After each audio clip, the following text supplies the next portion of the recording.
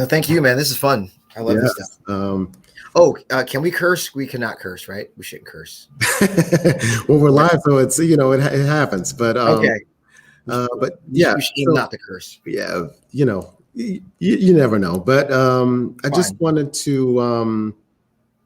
So my name is Keith Dent from Black Men Speak. It's a podcast that features ordinary Black men doing extraordinary things, and I'm your host. And we have Roger Appollon. Apollon. Yes, Appollon on tonight. But before we, start talking, I just wanted to talk about the beer market. So back in 2010, the beer market was primarily controlled by two companies, Anheuser-Busch and Molson Coors, and they held 78% of production. But now we know, fast forward 10 years later, and that market has really changed significantly, and whereby they only control 59% of the market, which is still a lot. But the reason a lot of that is due to the craft brew industry, which has really blossomed. And what that is that are independently owned, and what's great about the industry is that it focuses on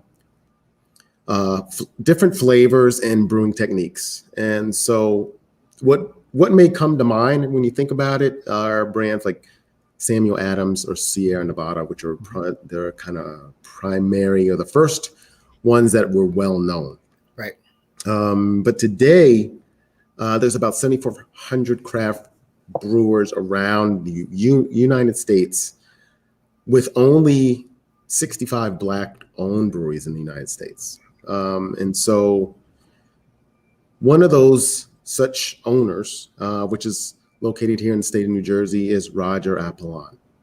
He is the co-founder of the Four City Brewing Company. We're going to just talk about his journey and some of the challenges of being in what they use now is kind of BIPOC. True. In the brewing industry. So Roger, welcome. How are you doing today? Doing great. Thanks for having me on here, Keith. This is, I love this stuff. So thank you. Oh, I'm sure you do. And I'm sure you love just talking about, just the craft beer, so it's pretty hype. So we're going to talk about that a lot. But one of the things I want to first, before we get into kind of the Four City, I just want to talk about, I know you actually grew up in West Orange, and I'm a West Orange resident. So I did.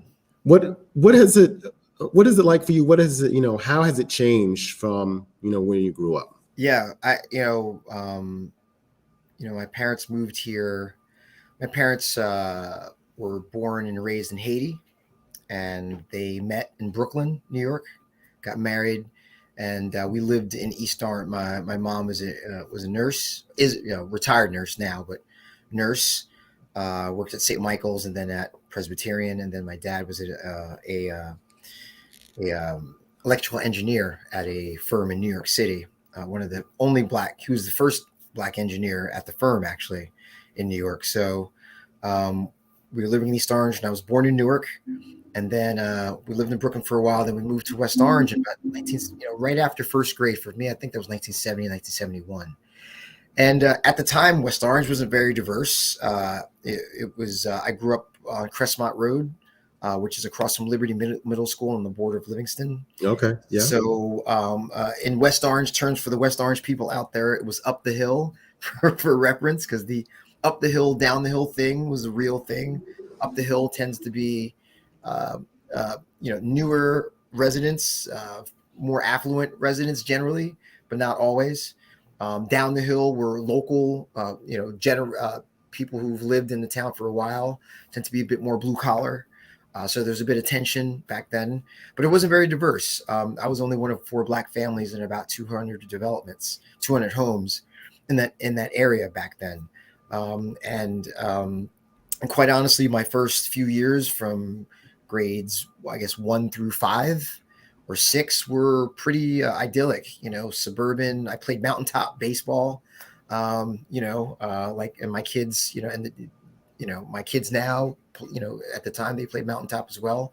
So, I went to St. Joseph's Middle School here, St. Joseph's School on Benvenue Avenue, next to the church. They used to be a school. So, very local, great time.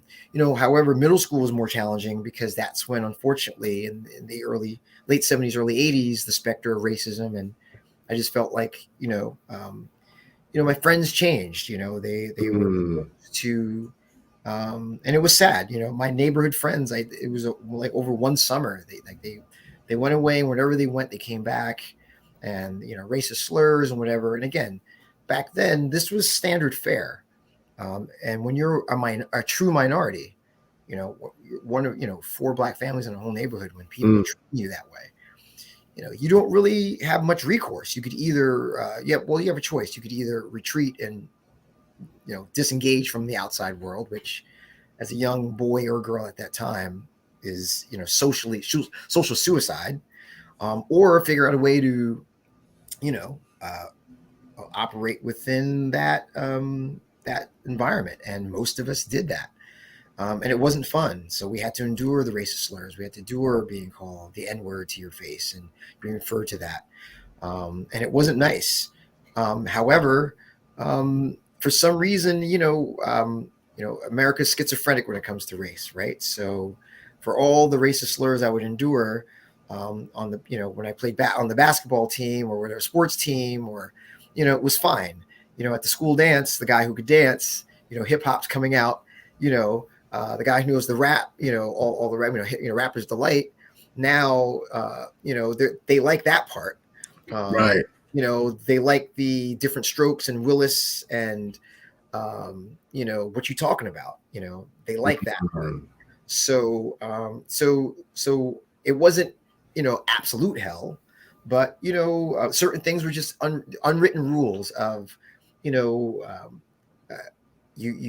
really couldn't be the first in anything, right? Like you couldn't really, you could be the best, but you're probably not going to be the best, even if you were the best, because you're the only one and you can't possibly be the best in school, whatever. Right. Dating, unwritten rules, I was surrounded by a lot of white people, and I'm going to school with, these people's white daughters, and, they like me and I like them. And back in the 80s, now it's not such a big deal. When I go to West Orange, I look around now, it's amazing. That's part of the reason I moved back. But back then, interracial dating outside your race, not a great thing, not something that really people did up front. So all these things were kind of led me to my high school experience. I chose to go to Essex Catholic High School in East Orange, which was predominantly black, all boys Catholic school, because I wanted to be more in the dominant, I wanted to feel like it was to be in a dominant. It was more 60-40. There were definitely white students at Essex Catholic back then, but maybe even 70-30, but I think more 60-40, black to white, and even white had Hispanic. But I wanted to be in the included group, which the unwritten thing, of course, I got slapped in the face. So I'm showing up looking like literally, Carlton from Fresh Prince of Bel-Air. I had the corduroy jacket with the patches on this. I still wear patches on my sleeve. You can't see them. Yeah. The boat shoes, and my black classmates from East Orange and Newark were like, "You're definitely not black." You know what I'm saying? Yeah. It was just like, what, and which really, I just felt like I chose that school. I made the choice to fit in, and I just felt like I made the worst decision of my life. But again, and I'll say it to my dying day, my good friend Raul Arthur, DJ Mook, and he's still a good friend of mine, and we met each other we were classmates. I was Appollon, his last name was Arthur, so we sat next to each other in class, and he was from East Orange. And he literally befriended me and took me under his wing, and really, I can't tell you, and I don't think he meant to do this. I don't think this was something like a charity case, because we had a genuine bond from friendship and music. But he showed me how to be black. He really helped me through the age, like, you got to shop here. G Nagy's on Main Street was a big shop where you got your Lee jeans and your belt buckles and your Dutch boy and your shell toes. I went there. Back then it was baggies in freshman year. Where you get your hair cut. The parties I went with him. He introduced me to his friend group because I'm a black kid growing up in an all white neighborhood in West Orange. Okay, so I don't have any real, although my Haitian group, I came out here with a lot of my Haitian family friends. And we created our small little group. There were about 8 or 9 of us of Haitian families that moved to West Orange around the same time. And we kept in touch and we went to each other's homes. And that was huge. But as far as like school, I didn't go to school with them. We all went to private schools. We all went to different private schools. So, I didn't have, that. And so having Mook Raw, Mook he was a lifesaver and our friendship just blossomed out of music, and I just learned my culture. I was able to be exposed to, and again, we're in East Orange in 81, 82. Hip hop is happening literally a few miles away. It's literally happening right there. BLS and KTU. So we're getting this stuff fresh. Yes. Yeah. It's like we're right there. And so that experience really informed my view. I say all that to say, once I got that, I knew that I couldn't come back to West Orange because I knew that I couldn't be my true self in the current setup. Right. So I moved to New York City. I went to Rutgers, New Brunswick, communications major. I got a job on working in advertising out of school. I was lucky, very lucky. And a few years later, I moved into the city and lived in the city for about 15 years. And it was amazing. I met my wife, got married, but ran out of money. My sister moved back to West Orange, and she said, West Orange has changed. It's a lot more diverse. I'm like, okay. And how many years after was that? This is I've been out here for 17 years. So 17 years, 18 years ago. 18 years ago. Okay. What's that? 2002, 3, 4. I can't. Right. And we had been here. We had already been in West Orange probably 4, 5 years prior to that. 5 years prior to that. Yeah. So I said, look, I officially moved out of West Orange in 91, 90, I want to say 91. Do you mean to tell me it's 2000, 2000, whatever, that West Orange has changed that dramatically in that short amount of time? I found that very hard to believe. And I'm a pretty optimistic person, but I'm also like, that seems pretty impossible. And I don't know what happened. I don't know how the real estate changed. I don't know what happened, but I started visiting my sister, who lives not too far, literally 10 minutes away from me here in town. And I went to Essex Green. I literally was like, where are all these black people coming from? went to ShopRite. I'm like, where are these black people? I went to everywhere. I'm like, where are these black people? Like, it seemed, I walked around the neighborhood. I'm like, where are these black people coming from? And it truly changed. And when we moved back, because I married my wife, Sally, who's English and white, we have, biracial children. And, I didn't want that experience for them. So that's why West Orange was a no. But then West Orange was yes. And I felt like I needed to move back because it changed. I felt like if it didn't change, if West Orange was on some bull, that I had every right to stay in New York or move someplace else. But since West Orange changed, I felt compelled to come back to my hometown to kind of be a part of that change. And then fast forward years later and opening a business, and with COVID, the community support that I've gotten just from, from being a business owner. I mean, it really opened my eyes to the possibility of what community, a collaborative community can really do. So right. I'm happy to be a resident now. Nothing's perfect, right? But I'm a very proud resident. I could honestly say I lived in a town that was not open to black people or people of color when I was a kid. And I moved back and it changed, and maybe not everybody's open to people of color. I'm not saying it's utopia, but the population and the politics, and I feel the general social, when I see the high school, I feel like the high schools is the prime example of what West Orange really is, and it's a very diverse, multicultural, Right. community. So, And you mentioned, so you, let's kind of fast forward a little bit. So you had mentioned that you studied advertising. You went advertising at right out of college, but you've had a lot of different jobs. So you've been a teacher. You're currently a musician. And you've wonderful bands that I'd heard of, and it's funny. It's like, wow, he was the actual leader of these bands. So, how did all those different positions kind of prepare you, for being an entrepreneur? yeah, it's funny. If I knew that I never, being the son of Haitian immigrants, owning your own business wasn't really a front of mind thing, at least with my family. It was very much about, again, my mom's a nurse, my dad was an engineer. They both got jobs that were very stable and very, and the idea was to get into a stable career that would make sure that you could maintain standard of living. So owning your own business wasn't really a thing. If I would have known that at one day I would have my own business, I think I would have, taken, I think I would have taken all my jobs a lot more seriously. You know what I mean? I just felt like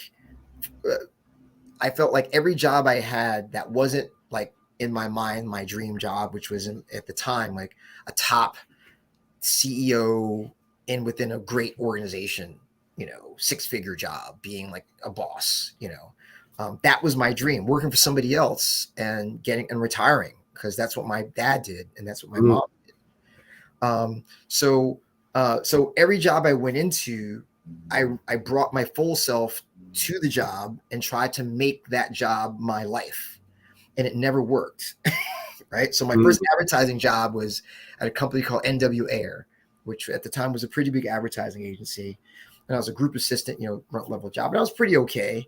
But I was like, you know what? I'm going to be a copywriter, and then I'm going to be like an account executive, and I'm going to have accounts. I'm going to have like, they had Camel, they had Burger King, they had all these major accounts. I'm like, I want to be an account exec. So I brought my whole self, like, I'm going to do it, but not knowing. And again, this is my view of this has been my experience of corporate America, in 1989, a young, brash, outspoken Black man working in a white creative space. I didn't realize that there wasn't a fit, and I'm being myself, and people are just like not digging my vibe. Like, and I'm watching my other white counterparts who are exhibiting, at the time in the 80s, corporate was very masculine, for lack of a better term. So you had to really kind of be kind of like a, not disrespectful, but, you needed to let people know, like, you're here, you're confident, you're ready to learn, but you're confident in your talent. And sometimes you took on people and you let people know, like, I don't know how to explain it, but, and I'd see my white counterparts, like, kind of make bold statements in meetings or do creative things out of the box and get compliments. Oh, that's so creative. And I would do the same thing. And it was just like, I'd get talked to, whatever. And my point is, I felt like my brand, whatever I wasn't what the company was looking for. They weren't looking for Black executives or whatever. So I would bring my whole self, and then I'd eventually get fired because, I would hit the ceiling quick, and when because I consider myself a pretty fast learner. And when I hit the ceiling sometimes so fast, my head would hurt. And it would either be like, hey, it's not working out, or I feel like there's always something that would get me out. So advertising, I thought was going to be an advertising person. Brought my whole self, got fired from that. I'm like, great, I'm going to tour with my band. I started a band called Bigger Thomas back in '88, ska band. We playing whatever, touring, whatever, gave my all of that. But for whatever reason, ska and music and drugs, drugs and band, they don't mix. Right. That didn't work out. And I'm like, surely fashion will be the thing for me. And I got into fashion, and because I read so many fashion magazines on the road while I was touring. I really like clothes, and I always liked clothes as a kid. So I started working for a clothing company in Soho, selling high-end clothing to mostly menswear in Soho. And then I was a buyer over at Bloomingdale's. And then I was, working for Kenneth Cole, and doing sales. And I was in charge of Northeast sales for them, selling suits and sport coats to Macy's and Lord & Taylor. And this was over like a 5-6 year run while I was in the city married. And I felt like I was living like my, American dream, like this is my thing. But at every point along the way, I was always reminded that I was not really there. I was always just not there. Something always just, I was close. I was always close, but I never was there. And I'm scratching my head saying to myself, like, I seem like I'm here. There's been months like I was top sales person for a couple of months in a row, but still I wasn't getting the raise. There was times I was managing teams that, managing double the team that my other counterparts are having and producing more numbers, but still not getting the promotion. Something was always missing. And at the time, you work in a vacuum, because Black networking for me was still kind of rare, because finding Black people at the certain level that we were at, VP or senior VP or whatever, there weren't a lot of us there. And I wasn't tapped into it for whatever the reason. And I just took it to heart. Like, I just have to work harder. It just never just came about. So Kenneth Cole actually quit that job because I just was like, I'm selling clothes. And who cares about clothes? I wanted to kind of make a real difference. So I quit that to become a school teacher in Newark, where I was born, because I thought it would be a good idea to give back to my community. I started working in the charter school world as a PE teacher back in 2006 or something like that. Thinking it's a slam dunk. I'm a married Black male from the area with kids. I should be welcomed with open arms, and people should want to, work with me, and I should be owning a school or running a school within a few years. And it was completely the opposite. And that was the biggest twist of my brain, and a real view of what America is right now. It's just, there are white liberal people that really mean really well. And I know that. And I in my inner circle, I have a variety of friends of all skin colors. So I know they're well-meaning. However, the reality is, in the charter school that I worked for, and I'm not going to name names, it's just, they want to control the narrative. And you can't control the narrative of a movement that's not yours. I always bring up this analogy. If I was a very wealthy Black philanthropist, and I had a group of 20 Haitian American Black philanthropists, and we decided, for some reason, there's the Hasidic community in Crown Heights, we realized for some reason is super poor, and we want to start this school for them. And we raise all this money, and we build this beautiful facility for this Hasidic school to happen, and we staff it with all Black leadership. Okay. And then we hire a couple of, Jewish people to, be the disciplinarians, and to, run the sports, and maybe a couple of the Hebrew classes, but like the whole leadership's all Black, right? You'd be like, well, that's great, but don't you want to shouldn't you have maybe Hasidic people in leadership with you to give you, no. Like, we know what their plate is. We know their deal. We got it. And that's what I saw, in that world. Like, you have people literally I had literally people of all persuasions, but mostly white, telling me how I was, in my view of how raising or teaching Black children was off. Like, a lot of these guys didn't have kids. They weren't married. At the time, I was married for 15 years. I actually had a kid when I was teaching in the middle school. I actually had a kid the same age of the kids that I was teaching in middle school. And I remember being in meetings where my boss would tell me, like, my young, the way you're doing it, I'm not sure if it's really. I'm like, I don't understand how you could say, I don't know where you're getting this from. So that really soured my whole experience. How that informed me on being an entrepreneur is disappointment.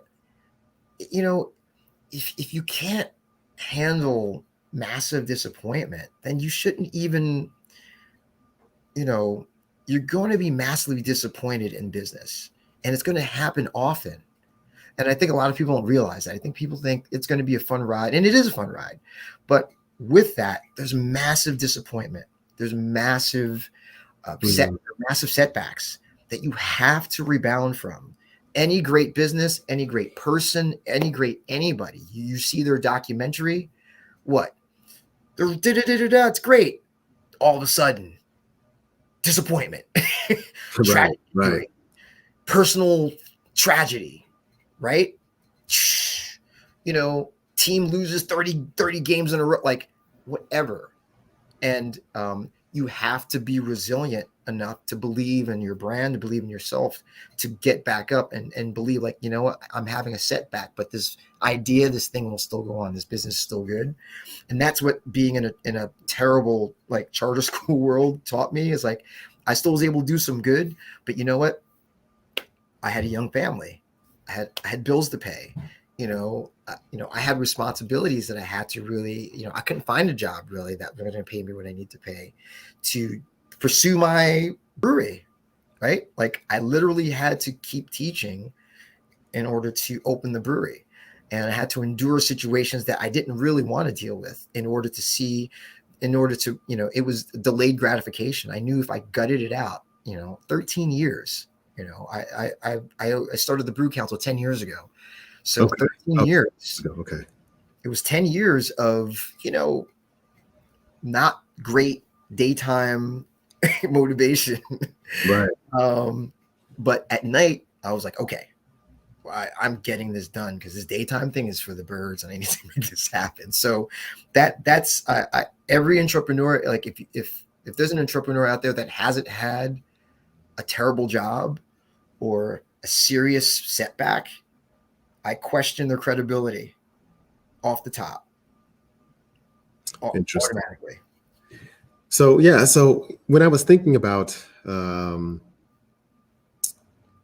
just beer today, just doing a little research, I thought about the first beer I ever drank. It was a Budweiser, and I hated it. Mine too. I hated it too. Yeah. And so that's how I got the name Milkman, because I just couldn't stand, because that was as you know, that was the 80s beer. That was the 80s beer of, for for teens, teens, white teens. That was it. You drank Budweiser, probably 'cause it was cheap, and yep. And it was nasty. So now that I know that was your first beer that you ever had, how did you develop just the passion for beer, and then opening and wanting to own a brewery? It's a funny thing. There were things, in my, middle age. When I look back on my life, there were things that happened in my life that just were this constant thing for what I thought were there for no reason. So beer was one of those things. For some reason, my parents were very strict. I didn't drink or smoke anything until I got to Rutgers. And I did all of that my first night at Rutgers. Oh, wow. Orientation, right? I drank my first beer and I smoked my first joint, like my very first night. I actually even told my friends, as soon as my parents pulled around the corner, when I saw them pull down and made a left down Piscataway, I was like, guys, I need to find this stuff out. And I drank my first Budweiser. I opened it up. I drank it, and it was disgusting. It was really, really bad. I really didn't like it. But everybody around me seemed like this was the best thing in the world. So I pretended to like it for about 7-8 months. You went that long? Wow. I did, because, fitting in, again, like the 80s, my view of the 80s were, as a Black person who was educated, even in college, fitting in it was difficult. Like, you just want to fit in. You stick out enough as it is, right? Even at Rutgers, which is I was at Livingston campus, and my freshman year, I don't think I've ever gone to school with so many Black people ever since, surrounded by Black people on that campus. And it was amazing. But as the years go on, by the time I got to junior year, 3/4 of my classmates weren't with me. They were like, I didn't know 3/4 of these people. They dropped. So, So anyway, so the question again, I forgot. I forgot my truth. Well, when did the passion?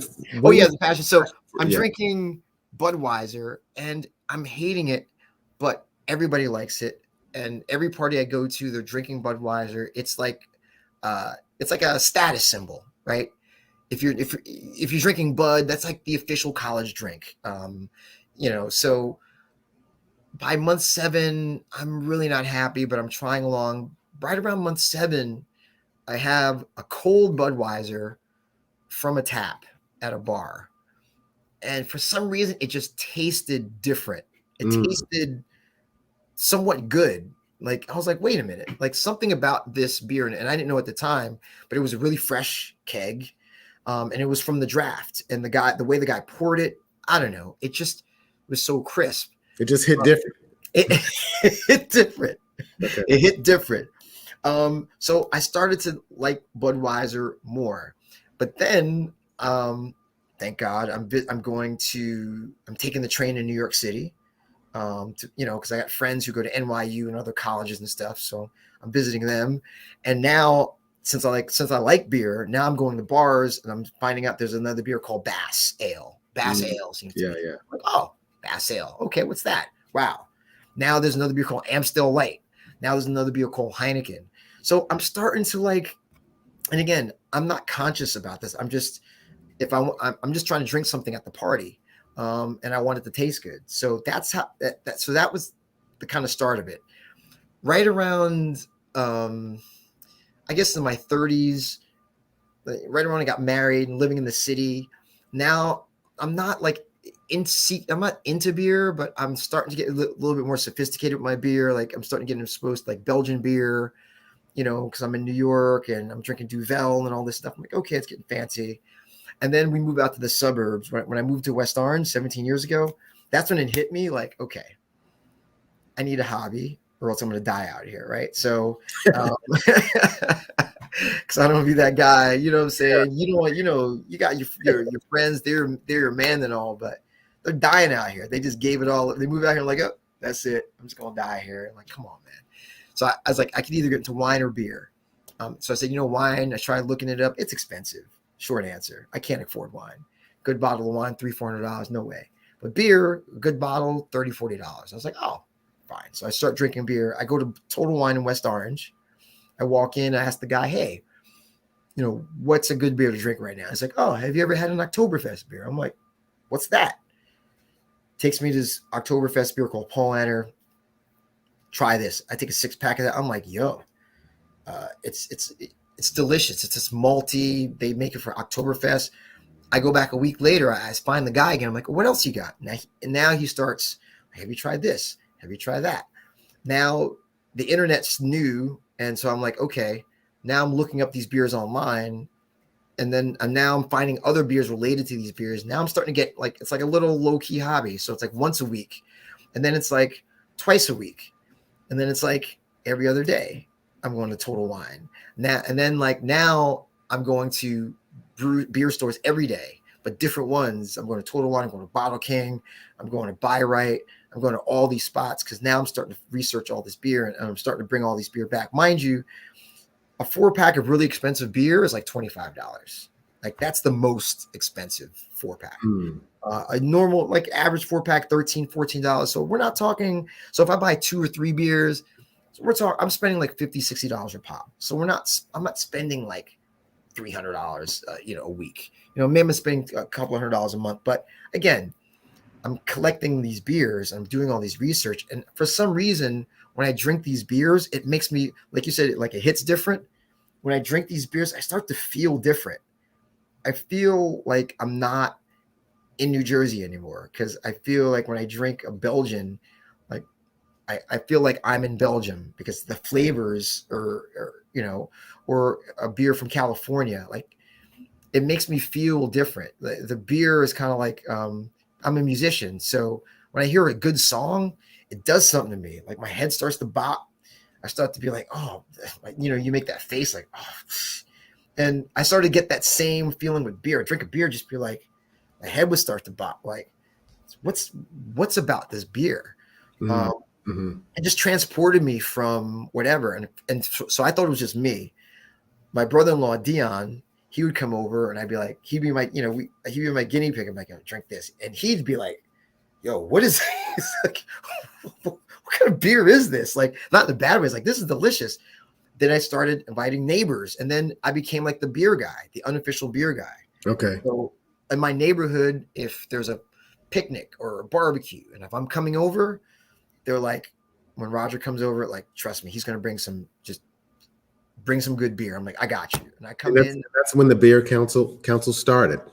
Exactly. The brew council was just literally I went to a beer tasting in Montclair, met a couple of home brewers sitting across from me, from my brother-in-law and I. We got to talking. Tom Marulakis and Garrett Brown. Tom is now the owner of Scopos Hospitality Group. He owns 6 restaurants. One of them, the Barrow House, Cowan's, the Vanguard in Harrison. Garrett Brown is a sales rep for Firestone Walker, one of like the biggest breweries, craft breweries in the country. But back then they were just home brewers, and back then I was just a teacher, and we just met, and they were like, I said, you should bring your homebrew to my house. We'll taste it with our friends. They only had 2 or 3 beers. They're like, let's add other beers to fill out the lineup. And that's how it started. And we had our first meeting literally about 10 years ago, right in my living room. It's like 8 guys. We printed out a menu. We had notebooks, and it started off all like serious. And then like by beer 5, it was like, it got sloppy, but, we decided like, let's do this once a month, and it met everybody's needs. For me, I had young kids, so I didn't have to leave the house.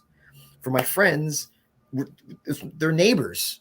They're literally either walking or getting dropped off by their wives or taking an Uber, and they can get messed up, or whatever at the house and get home safely. And it's close to the house. They're not in New York City. They're not at a club. They're at, a residential house.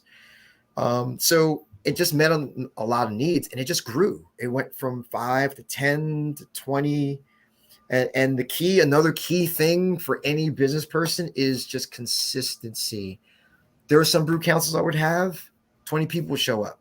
Some brew council I would have, nobody would show up. Not one person. I would set it up to send out invites, not one person, or one person would show up. And next month, 7 people show up. And then one month after that, 2 people would show up. Like, I would just do it regardless because I loved it. I didn't do it for the people. Like, 2 people showing up, I'm not doing it. Nope. I'm doing it because this is what I do. And this was not, I wasn't trying to open a business. I was just trying to create community. That was it. I wasn't trying to open a business. I wasn't trying to open a business. Okay. I was not. I was strictly just like, I just want to hang and drink some beers. Here's my ambition, Keith. My ambition of the Brew Council was to get to a point where craft beer festivals would invite us for free, and we wouldn't have to pay, and we just drink free beer. That was the height of my ambition. Like, if we could drink free beer and get invited to festivals or have brewers send us beer to review, I would be like, hallelujah, we made it. And I made up I'm an advertising guy. So Tom's wife, who does graphic design, made a logo for the Brew Council, really cool logo. And I was like, you know what? I think I'm going to put that on a polo. So I made up some polos, like 30 of them. All my Brew Council guys, we bought them like $20 a piece. Brew at the Zoo happens, the very first one or the second one. So we're like, you know what? Let's wear all of our polos and let's go. So we're like, yeah. So 20 of us wear our polos to Brew at the Zoo. Keith, man, people love branding. 20 dudes in these blue Brew Council shirts going up, polos, and people just like whispering, what are you guys? And we're just like, we're just friends. That's how it's, because we're like, don't get all excited. We're just friends. We're just having a laugh. But halfway through, we're drinking, and people are really just like, what? I've been seeing a lot of these shirts around, guys. Like, what are you guys? I'm like, you know what? Let's have some fun. We're beer consultants, man. We do tastings. We do beer pairings. We pair beer with food. We did none of that at the time. We do beer. We prepare beer with food. We do private tastings at people's homes. We'll curate some beer. They're like, really? Give me your number. Like, yeah, sure. We didn't think anybody would call us, Keith. That Monday, 3 or 4 emails. Hey, Brew Council, listen, my 40th birthday party. Can you guys come through in restaurants? Hey, a friend of mine told me you guys come to restaurants to do pairing. Can you come and pick 3, 4 beers to pair up with our? We're like, yeah. So now I'm doing research to actually make sure that we're not doing bull. And that research was the education. And we did private tastings in people's homes. We did a pairing at Susie Q's barbecue. It just, all this stuff started happening. And this happened for 5 years.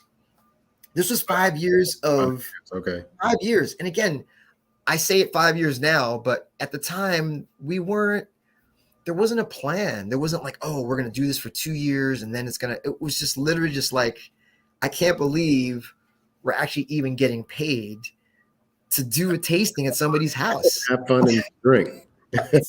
People are paying us to purchase the beer, and they're paying us a fee for the consultation. So we're just using that money to buy more beer. It's just like, it's the dream situation until I go to a house party 6, 7 years ago in the Gregory section of West Orange. I'm not wearing any Brew Council stuff. I'm just myself. I walk into this party, I'm talking, blah, blah, blah.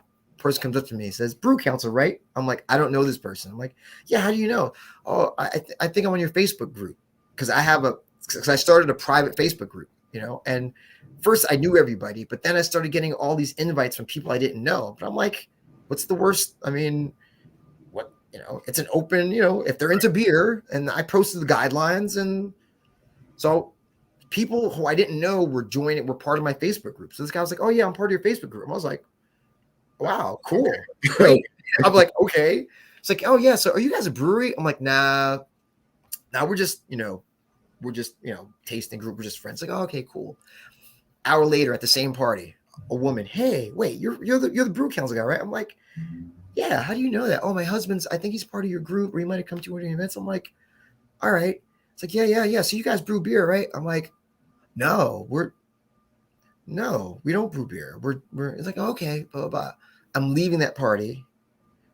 I pass a guy while I'm leaving the party. He's going into the party, and he stops. He turns around. He's like, wait a minute. You're that beer guy, right? You're that Brew Council. I'm like, yeah. He's like, yeah. So wait, do you guys have beer here? Do you guys brew beer? I'm like, yeah, we brew beer. He's like, oh, really? Do you guys? I'm like, no, we don't have. He's like, when are you guys going to open a brewery? I'm like, soon, man, I guess. Like, yeah. And then at that time, my partner, Anthony Minervino, I called him. I said, yo, you got to come to this party. People, DJ Ant. That's right. Good man. Right. I call Anthony up. I'm like, yo, people think we brew beer. And he came down. People like, oh man, I was talking to your business partner. Like, business partner. Like, people, the community told us to do it. They were the one. They saw us as brewers before we weren't brewing beer at the time. We just were curating other people's beer, and other people told us we were brewers. Wow, that's awesome. We had to write the business plan. Like, we didn't want to. I didn't want to own a business, Keith. I just wanted to drink free beer. Wow. And people were like, you guys, you're a brewer. And I'm like, I am? Like, yep, you're going to brew beer. I'm like, okay. So Anthony and I started brewing beer, home brewing. And Anthony that was really his domain. I was the sales and marketing guy. Anthony really took on the brewing. I was helping with the home brewing, and it was hard. The first beers that we brewed were okay. They weren't great. And our friends were telling us they were great. And then we were lucky enough to befriend one of the owners of Other Half Brewing in Brooklyn, Scott and Matt Monahan. And we were dropping off our homebrew to us, and he was giving us honest feedback. He was just like, the beer tastes like onions because this, or the beer tastes like, smells like this because what water did you use? Like, he was giving us feedback, and the beer, it wasn't negative feedback. It was just, it's honest. Yeah. Right. And not to say that I didn't cut my friends off, or you guys are lying to me, but it just, another thing about being an entrepreneur, like, your friends are there to support and help you, and they may not give you the most honest feedback that you need in order to grow your business. And you need an outside person who can look at your business or your product and give you objective feedback, because your friends are always going to think it's great, but your friends are going to buy from you once or twice, right? Maybe 3 times. You need to convince the people who aren't your friends to buy your product or do your service. And you have to invite critical feedback, and you have to go to the sources of people that will give you that real feedback. And we were lucky enough to look, this guy owns one of the best breweries in the country, has 5 locations. All right. And we're dropping off our homebrew for feedback. Like, he's a busy guy. So when he's drinking the beer, he's not going to be all warm and cuddly. He's got a lot to do. So he's going to be like, all right. Right. Look, not like to be a jerk, but look, all right, I tasted it. Okay. No. And here's why. Not just no, here's why no. Okay. And that was an 18-month process, Keith. That was 18 months. So it took about 18 months before you got to the point where you had a beer that you could actually sell. We actually hit that. Other people said we hit that point 6 months in. They thought the beer we had 6 months in was good enough to sell. But the feedback from Matt was not that. And that's what we accepted the feedback at 6 months, 7 months. Oh, this beer is great. But we were like, we're not going to go forward until this guy says it's good. Right. Because if this guy's he's doing it. And if he says it's not good, I don't care how much beer we sell. It's not going to go. We're not going to last. And we're not going to get this guy's respect, if anything. Like, on a personal level, he's going to be like, we'd want to work with this guy in the future, do a collaboration with him, with his brewery. And if he feels like the beer is not up to snuff and we're opening up and putting out there, then we really won't collaborate with them. We really won't work with them because, he doesn't think so. So right around the time, 18 months, we started getting feedback from him, like, this beer is okay. We're like, really? And then finally, for me, I'll never forget the moment where he lived in the same neighborhood, actually, we did for a time in West Orange. And he came over to, one of my business partner's house, and he drank all the beers that we had, and he was like, yeah, this is, yep, you guys are, yep, this is tasting. And I was like, we couldn't believe it. And that was, that was right around the time like we got fully funded, because it took about 18 months to get fully funded too. About 18 months. Okay. Yeah. That was, again, you want to talk about setbacks, man, we got battered. We got battered in these little pitch meetings for like 6 months. We got battered.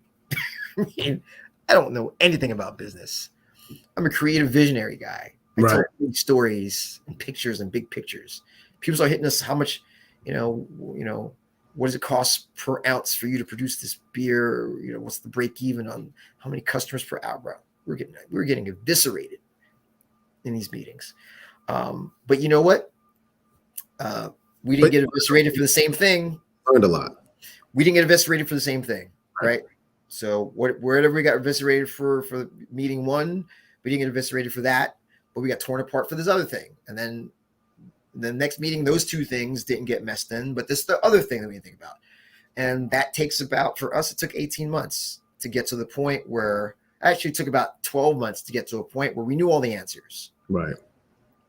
Yeah, and that happens to a lot of business owners, because you just, especially when you're looking for funding, until and they're going to make changes. So I find that interesting, because I do know that's one of the challenges for BIPOC owners especially in the craft business, is the funding side. So do you feel that because you were in these meetings that you got scrutinized a little more, or do you Absolutely. just you were brand new? Absolutely, a bit of both. It's a bit of both, and that's the beauty. I guess some people say that's the beauty of racism, right? It's subtle. And you don't really know, because it is both. We were all, me, myself, my other partner Jeff, we're all. This was our first uh, brewery. This is our first business. None of us were business people. None of us had business backgrounds. And we're just beer people. So yeah, definitely a lot of scrutiny.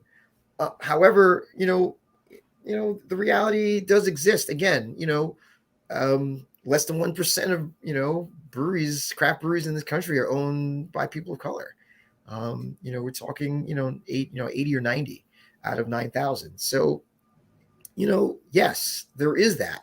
However, I do feel that at the end of the day, if it's a numbers thing. You have to make sure your plan is solid. I think that's it at the end of the day. I think, yes, there are other things that come into play, but if it's a good idea, if it makes financial sense, if the business plan makes sense, and honestly, they need to see some skin in the game. We were trying to raise money without putting any money in, and it went very slowly. And in fact, it almost died until three of us had to decide to put each one of us some money into a bank account to show investors that, sweat equity only goes so far when nobody knows who you are. I don't know you. I don't know how much sweat you put into this thing. You say you put in all this time. How do I know that? Oh, you put in 25K of your own money. Oh, okay. So, all right. So you're okay. You're trying to really do some stuff. Okay. All right. Let's see what you're doing. And I just threw that number out there. It could be 5,000. It could be whatever. Right. But there needs to be a financial. Throw some kind of money in. So for any investor, and I get it. At first, I thought it was disrespectful. Oh, you don't respect me. You don't see that. Nope. I don't know you from Adam, my dude.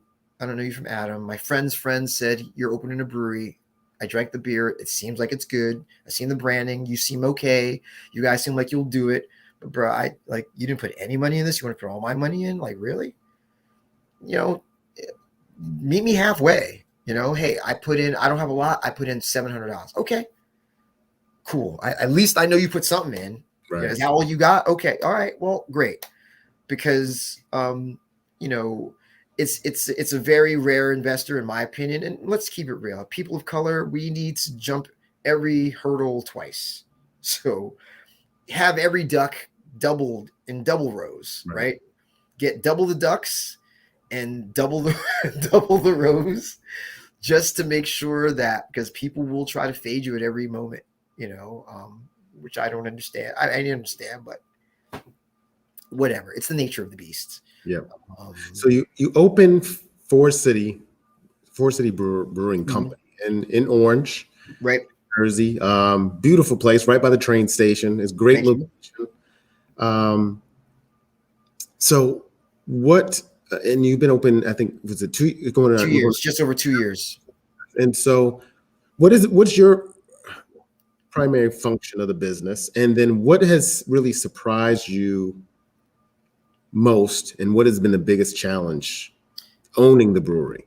Yeah, I mean, my primary function of the business, sales, marketing, I used to call myself creative director, because I always, from the fashion world, I always wanted to be a creative director of a fashion house. And now I feel like the title is very limiting, and it doesn't kind of really encompass what I do. But, de facto face of the brand, right? So the mouthpiece, and I like that. But I also, the sales, and also the culture of the business. I worked at a lot of really terrible jobs, and I hated the culture. And I feel like I want to create a culture where people feel empowered and feel like they know what they're doing, and they know what what they need to do to be successful, and they're appreciated. And it's not a big deal. So that's kind of my main my main role. The thing that surprised me the most in this business is how quickly, it's funny how quickly people or situations change when business, business is not I thought business was more of like a roller coaster, right? So you go up and down, but it's safe because you're on a track. But it's more like skydiving. You Mm. get thrown out of a plane. Oh, wow. Like when you Okay. open your business, you're thrown out the plane. So whether you want to stop or start the business, kind of doesn't matter because the business is up and going. So whether you want to deal with the business going forward or not, like you have no control. And sometimes I honestly feel, Keith, I feel like the business has its own entity. Like it has its own personality apart from who we are. Like the Mm. business does its own thing. If people buy the beer, the business does stuff, and I feel like sometimes we have to chase it. But I feel like but it's more like running a business like you're going out of a plane, so you're falling, and all you can do is mitigate. And hopefully you have a chute, and your chute is solid, and you land safely, and then you're like awesome, and then you get back on that plane, Mm. and you do it again because you have to take this chance because I don't maybe because I opened the business during COVID, but I have no I feel like business there's no plan. We had a business plan and that got blown to bits. Got blown to bits 8 months in. Whatever thing we had on paper, whatever anybody had on paper, whatever quarterly projection, whatever forecasting you had that you paid thousands of dollars for your analysts to get, whatever that happened when COVID happened, that all went out the window. So Wow. everybody was on same even Steven, which I like because now I'm a little guy and the big guys, and we have to eat the same food. The big Mm. guy is clumsy. He's big. He can't move so fast. But the little guy, we could scramble, right? So for me, I'm used to disruption. Like all I know is disruption. And now I'm feeling like maybe disruption is maybe that's the model. Like just forecasting is BS anyway. I feel like maybe you should plan, like maybe it's like monthly or quarterly planning, right? Like how are you going to forecast 2 years? Like really? I mean, I get it, but So how did how did disruption help you to pivot or ooh, take a risk that you didn't think you would have taken? I love it. That disruption made decisions mandatory. We didn't want to make decisions. We Mm. had to make decisions. Wow. That's what I loved about COVID. Because we talk, well, we should one day we should maybe we should. No, COVID was like, hey, nope, we're not doing that. Oh, okay. We're not doing that. So as a We're as doing. a team of the owner, business owner, you guys had to really be decisive. We had And to. We had no choice but to decide. We couldn't put it off. We wanted to put it off. All the meetings that we put off, all the decisions we wanted to put off for the future, we couldn't put off anymore. We put it this way: we didn't want to can any beer. We wanted the first year to be all about the tap room because that's where the margins are. We brew it right there and we sell it right there. No middleman. So we're going to keep distribution small. So before COVID, we only canned beer twice and did very small runs just to test the market. But we were never planning on canning beer until the end of year one. okay. 8 months in, we don't have a tap room. We can't have people inside. So we have to now can beer. And we don't want to. But guess what? If we don't, we're going to die. So now we're canning beer. So that decision about should we not, should we, I don't know if we should. Nope, we're doing it. But nope, shut up. Because if we don't, we'll die. That's it. So now we have to change our model to we're going to start canning beer once a month. How are we going to do that? I don't know, but we're going to figure that out. I don't want to figure that out. Guess what? It doesn't matter where you want to figure it out or not. Because if we don't do it, we're going to die. So even with that, there was still some resistance to do it.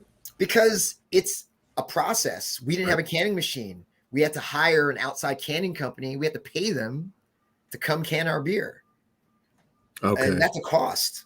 And we have to pay for the cans. And we have to coordinate all that stuff. And then now I have to go out instead of having all these events at the tap room. Now I got to go back to my old days of Kenneth Cole outside sales. Now I'm putting on my outside sales hat. Now I'm going to Bottle King. I wasn't going to Bottle King and all stuff before. I didn't need them. I had the tap room. My margins are there.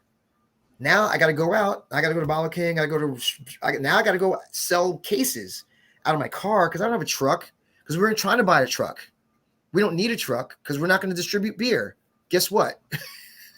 Right. Now we got to start thinking about, we might have to buy a truck, and we bought a van a few months ago. But initially, all the can sales came out my car, and Jeff's car, and Anthony's car. We were putting cases of beer into our personal cars and delivering 20 cases, 25, 30 cases, stacking them in the passenger seat, delivering them to Bottle King. And we didn't want to do that because we weren't set up for that, because that wasn't in the plan. But guess what? It doesn't matter. You're doing it. And that's what I loved about COVID. How about we do this beer, this style? No, we're not doing that beer. Why? Because I ran the numbers. That beer does not sell. Although we love making that beer, we think that beer is cool. That beer doesn't sell. So we're not going to make that beer anymore. We're going to make this other beer that seems to sell a lot. And that's how we discovered that Citrus City and Keg Stand were our flagship beers. Oh, okay. That's how we discovered. We didn't know that because we weren't really looking at the numbers, because we were just like party guys. You're just hanging. Okay. Right? Yeah, the numbers will take care of themselves. It'll be fine. Like, yeah, I mean, we're watching it, but yeah, we're selling. No, I'm crunching. Like, wait a minute.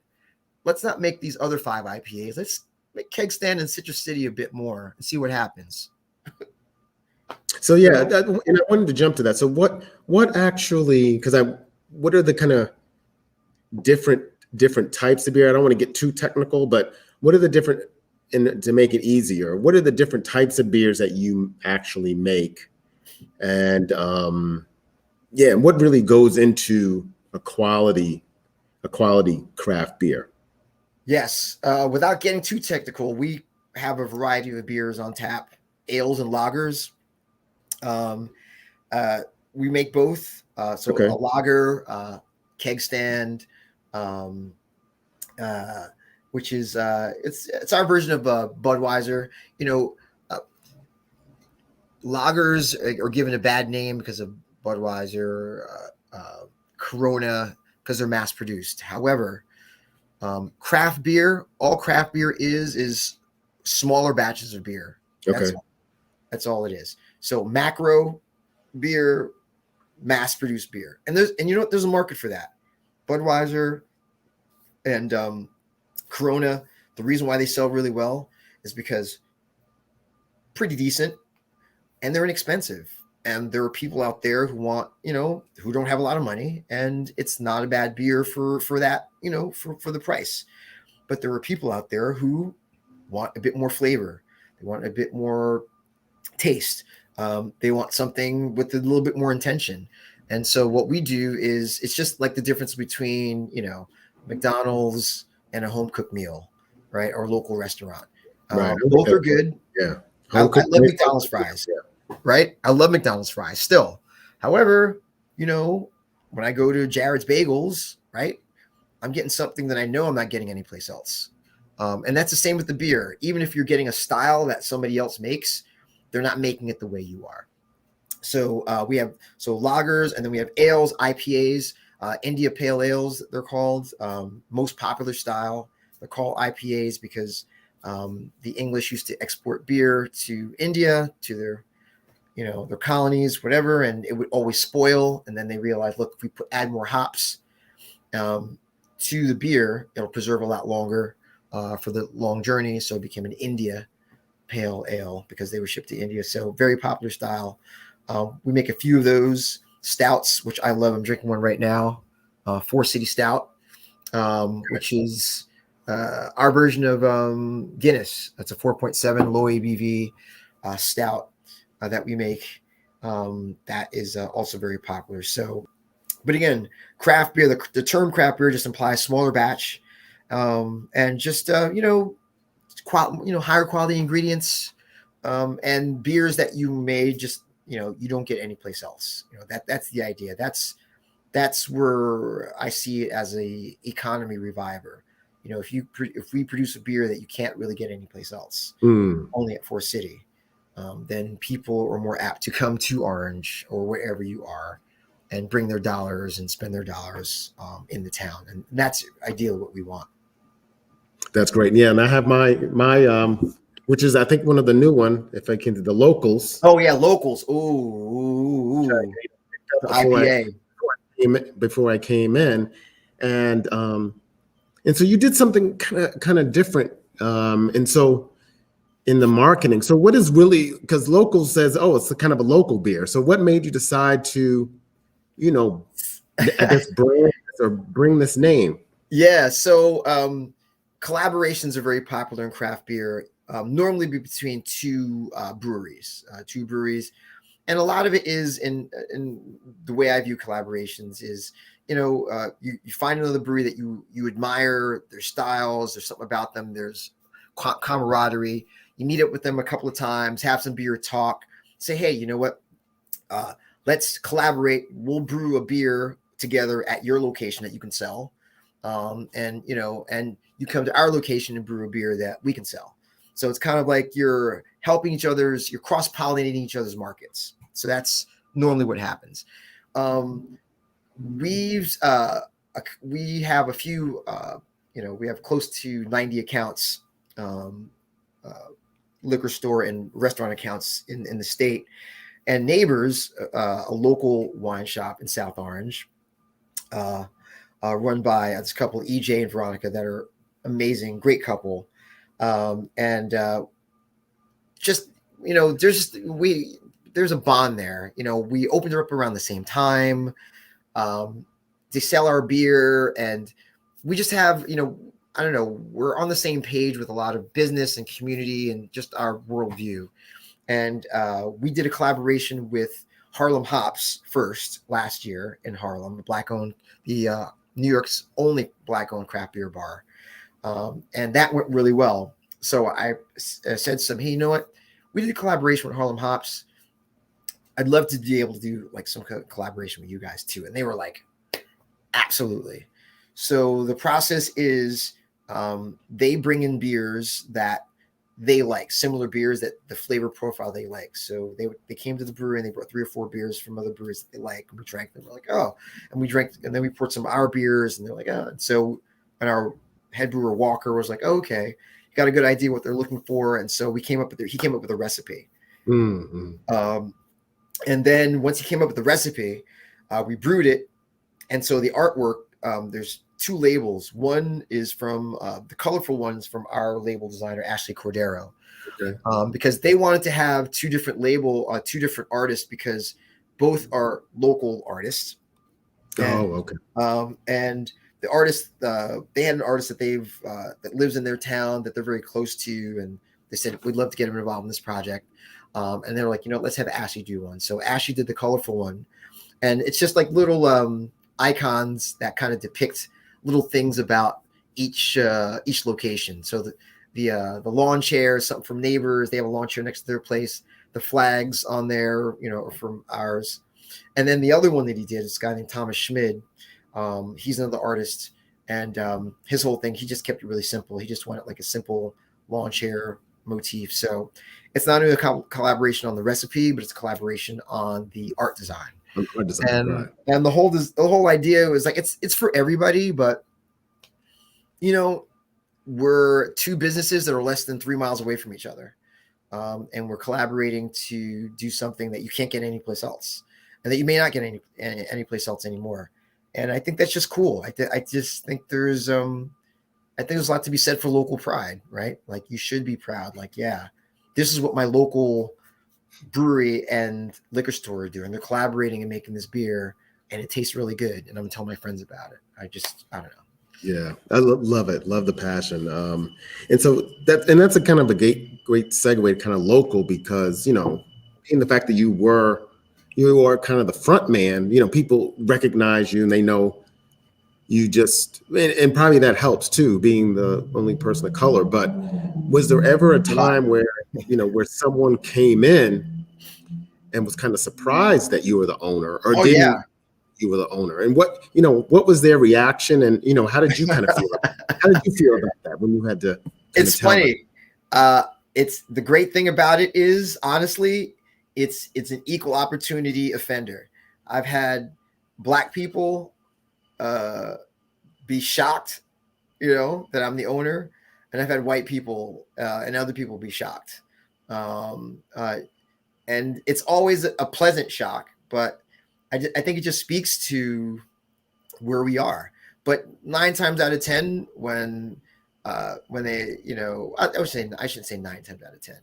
I'll say like 5 times out of 10 when I say, "Yeah, hi, are you the owner? Oh wow, okay." Like it's always positive, but it's always a shock, Black or white. So I wish I could say it's like one more than the other, but and for me, usually when Black people hear, they're like, "Oh, like what? Oh wow," they're like super excited, um, which is great.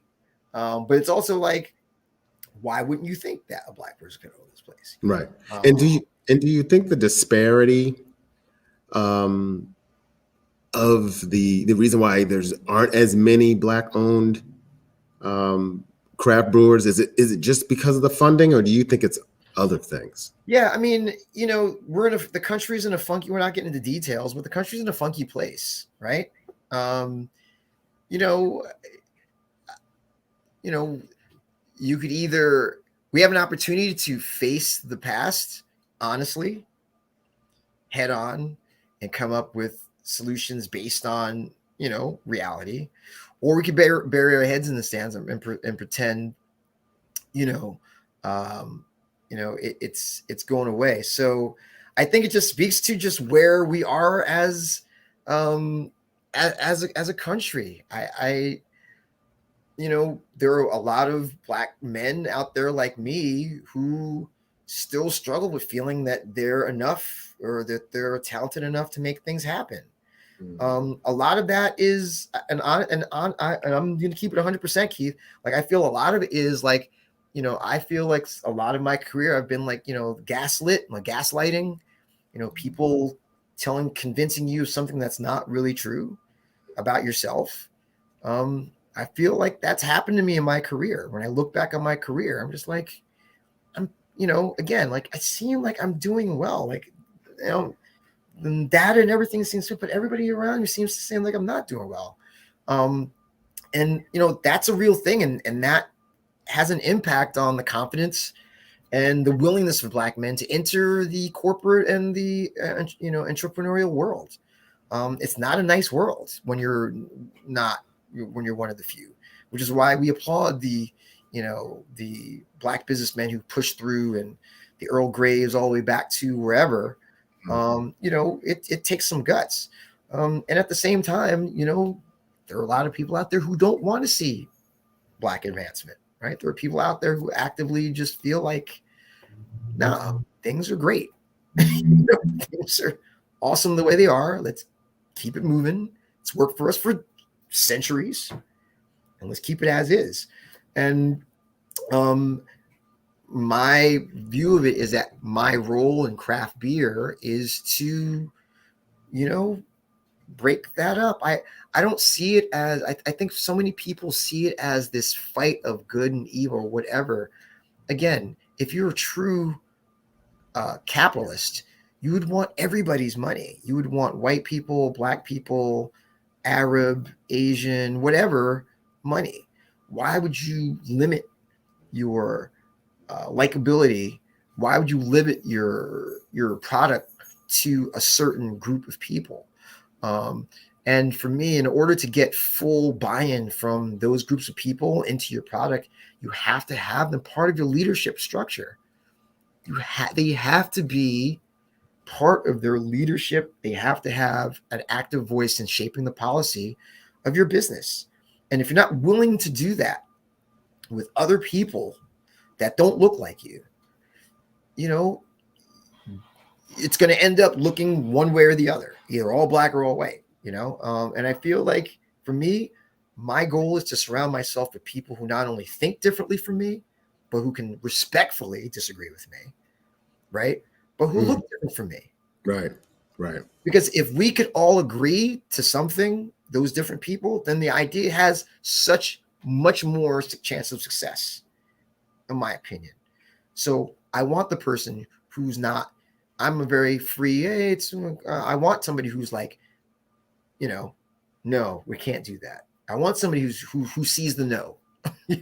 I want somebody who's gonna see this other thing that I can't see. I want all the sides, the blind sides, right? And that's gonna take women, that's gonna take Asian, that's gonna take LGBTQ, that's gonna take all these people in positions of leadership to help inform where we're going. That's how I say it. It's not easy and it's not always pretty, but this is the way business has to go. You can't have one race of people, any race, controlling everything and expect diverse results. It's just, it's just, if I'm in a room with everybody who looks like me and we all agree on something, it's probably like, it may not be the best. Right.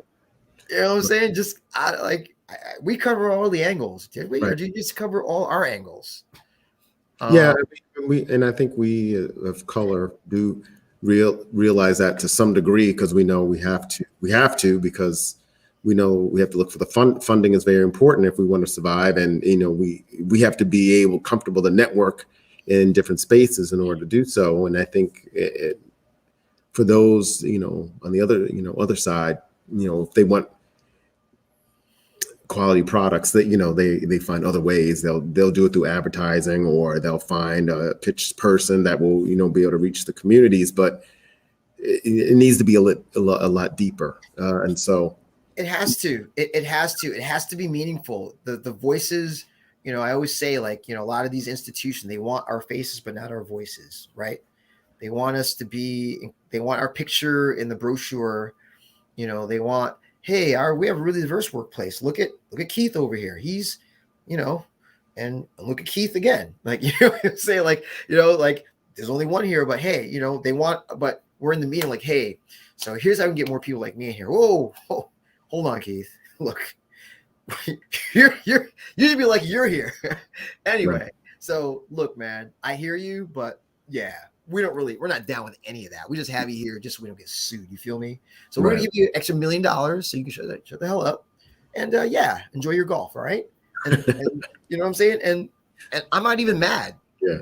I'm not even mad that there are brothers and sisters who do that. I get it. Cause look, money doesn't fall off trees, but at the same time, and this is my thing with the liberal side of people, Republicans, I'm not a huge fan, but man, they know how to rally. They can rally behind they rock together. They hey man, we doing this. It might be bull, but they lock into the bull together. Hey, we're all gonna do bull together. All right, great. But these liberals, man, look. Look, you can't have the house and fumble on, bro. It's first and goal. You fumbling on the 5, bro. We have momentum, and you can't get your own team together. That for me, it just speaks volumes to how there needs to be. Where is the killer instinct of the good people, right? The quote unquote good guys. The good guys, there's no killer instinct. Republicans are ruthless with theirs. Right. They're ruthless with theirs. They're ruthless with their own. They'll even put their own out there, strip them down. Man, poor Christie. That dude got rocked. He coming back on the tour, bro. Too late. You got played. But they wrecked that dude. And I'm saying, if there's going to be some good done in this country, the good people got to get ruthless, man. Even Jesus flipped over some tables, bro. Right. Flip tables over. We could probably do more of this. We may have to have some 4 city speakeasies. My goodness. You know what I'm saying? Took the whip out. He made a whip and was like, bro, no, you know what? Here's how I'm flipping this table. What's up? Oh, okay, man. I get it now. And we don't have, and I feel like, the liberals, we got to get on some flip the table. Hey, whoa, no, nope.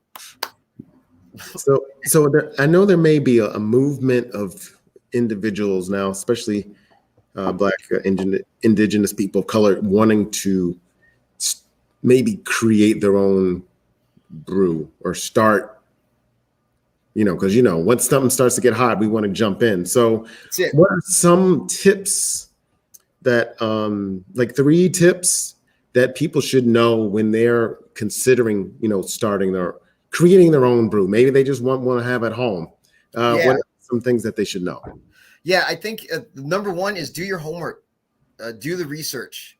There's a lot of beer out there. There's a lot. Drink them all, even the ones you don't like, because if you don't do that, you're only harming yourself.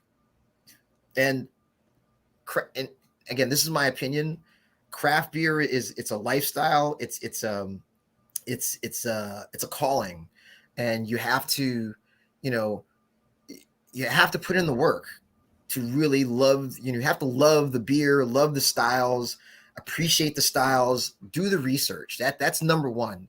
Too many people see it, and I feel a lot of people get into it for the exciting part of owning a brewery. Oh, I want to own a brewery, but they don't know a lot about beer, which is fine. But I don't think you're building a sustainable brand that way. I think people see through the person who just opened it up to have some fun. So, do the homework, know your beer. You don't have to be, a scientist, but know your beer. And the second thing is, be active. Like I hear I can't stand artists or people who have all these creative things and do nothing with their art. They love this, they love that, and do nothing. And I'm not saying you got to be putting on art shows and doing whatever, but be active. Write a blog. Do some go to events. Like be active because it's it's the back door to networking. I mean, what I'm really saying is networking, but networking sounds so people hear networking. Oh my gosh, it's so cool. I don't network. No, be active. Go out. Got nothing to do. Go to a craft beer bar that's got 100 beers on tap. Pick one you never had one before. Ask the guy behind the bar or girl behind the bar, what's this beer about? See what happens. You don't know where things are going to lead to, and I think a lot of people just are very passive when it comes to their passion. Oh, I really like it, but I'm just going to sit in my house and just, okay, get out there. And I think the last thing is I guess know thyself too. Like just know if you're really, don't say you're going to do something, you're not going to do it. Like, starting a business, raising money, my unofficial number is 85% of the people out there talk mess. 85% will tell you stories for no reason. I don't know why people feel like they got to impress you, but my unofficial number is 85% of the people that I meet tell me stories about stuff they don't have, or they're trying to flex for whatever the reason. I don't know. Okay. I don't know why. But know thyself. Don't go out here and say I'm gonna open a brewery, and you're not. just start with, hey, I think I'm gonna brew some beer. Start there. Right. I'm gonna do this every day. You're not, and it's okay. Or if you say it, then do it. Then do it. Then just do it, whether people show up or not. That's what I hate. How can you stop doing it? Well, nobody was showing up, so you gave up. So you're doing it for other people. So let me get this straight. So you're only doing stuff for people to show up to. So how do you think musicians get record deals? You think they just play gigs and nobody shows up to the gig, they stop playing gigs? That's how it works? No, you keep playing gigs until people come. And and that's what it's all about. If you're really about craft beer, keep brewing the beer until people like it. When people like my beer, get better. I'm not brewing anymore because people like my beer. Maybe I'm not a good brewer. Right. Wow, really? Okay. I guess. Or you could just brew better beer. So those are my 3 things. Like, just keep it real, do something every day. And like the active part, people feel like, oh, I got to do. If you taste a beer today that you didn't taste before, and you write a little note about it on a piece of paper, A. You just advanced your beer knowledge today. That's all. It could have taken 5 minutes, because those are wins, and a lot of people don't count those as wins, but those wins add up. 10 years of doing this, doing little notes and tricks and stuff. 10 years later, I'm talking to you right now. I'm like, how do I know all this stuff? But that's honestly, it's very straightforward. As a person of color, the BIPOC people out there, there's never been a time. We got about 13 more months, people. 13 more months before this gold rush is about to dry up, in my opinion. So if you will have an idea or an interest, that's why I'm starting a brew training program. It's called the EEB, Entrepreneurship and Equity in Brewing. 10-week program starting in the spring. 3 hours on Saturday to get you in. I know we talked about it, so you got a name, the EEB. Yeah, EEB. And that's what we're doing. And now's the time. There's money out there to fund Black-owned everything. Women-owned everything. Latino-owned everything. There is. But they need to see a business plan, and they need to see some passion. They need to see that you're actually going to follow through on the money they're about to give you. Because people want to give you the money. But in 13 months, there's going to be a new thing that will be very popular. I don't know what it is. And all the money will go to that.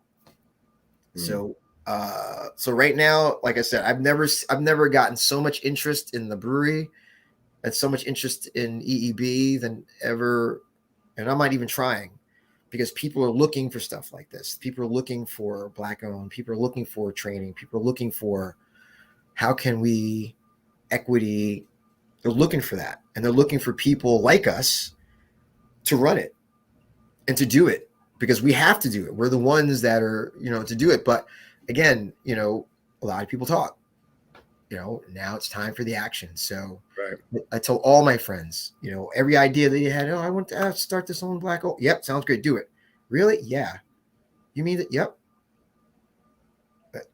I've never felt in all my years on this earth, in this country, I've never before until the past 6 months felt like being a person of color was an advantage in business.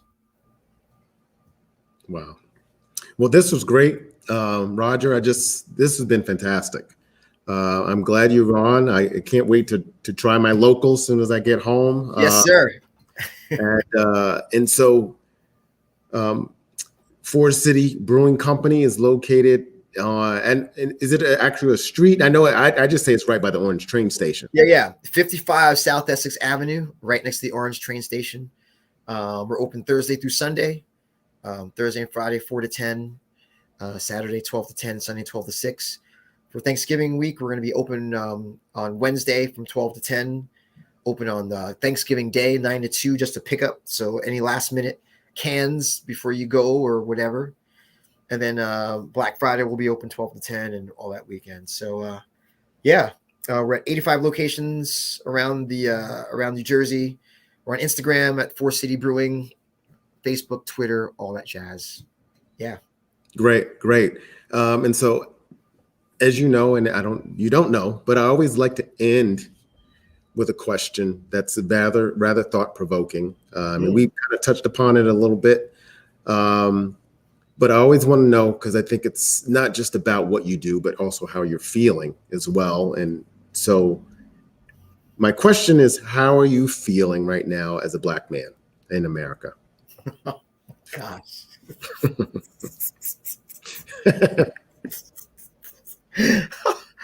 Whoa.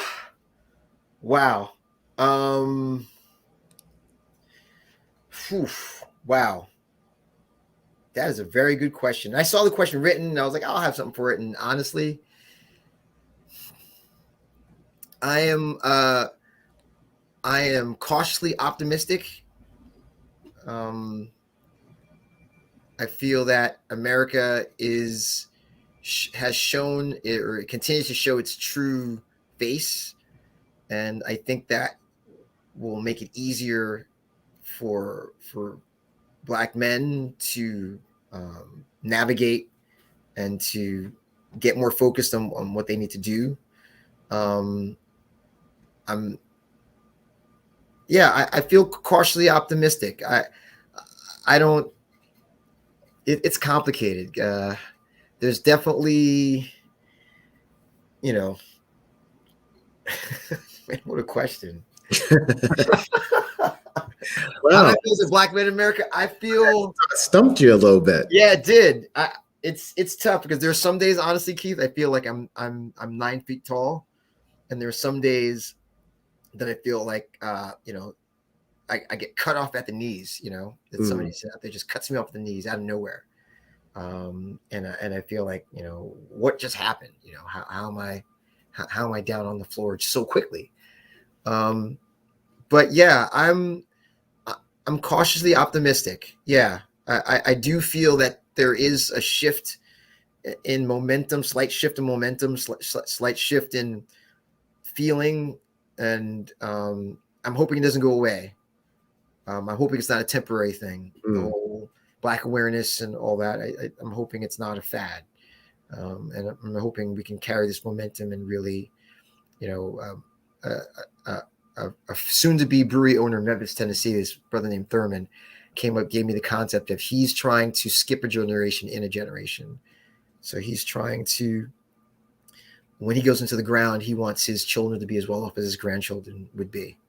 And I feel like we have an opportunity to do that with this generation. We have an opportunity to make up for a lot of lost ground because we have the technology and the brain power. We actually have a pretty critical mass of BIPOC talent out there in a variety of forms. And I feel like we have the capability to skip a generation and a generation. And I think once we get that, then you get to see some real equity. When I see Jay-Z owning half the square and LeBron having a piece of the Red Sox organization, those organizations are going to look different. They're going to be in 10 years time, 5 years time. Those boardrooms will look different. Their policies, I think they're going to be a little different. Right. I'd like to think, and I think that's when you'll start to see, because when you have people of color at the top who can greenlight policy, now you're talking. Right. Oh, you look. Oh yeah, no problem. Yeah, no, we're passing this. Don't worry about it. Oh, I got you. Then we're like, okay. Well, with your drive and your business partners and just your love of your business, Four City Brewing, the craft brew industry will be different as well. So, absolutely. I cannot wait. I cannot wait. So thank you, Roger Appollon from Four City Brewing Company, and tonight. And if I don't talk to you, you have a great Thanksgiving. You too. Thanks so much, Keith. I really appreciate being here. All right. Thank you. Thanks.